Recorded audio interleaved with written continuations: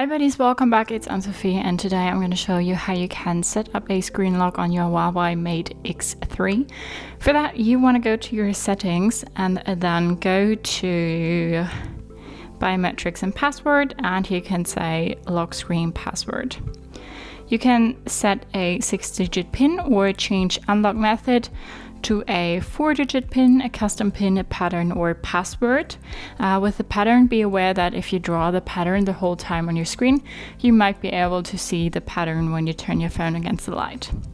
So we will choose a 4-digit PIN now and say 123. This is not really safe, it can be guessed really easily. We will go with it anyway. And add a fingerprint, we'll do that later.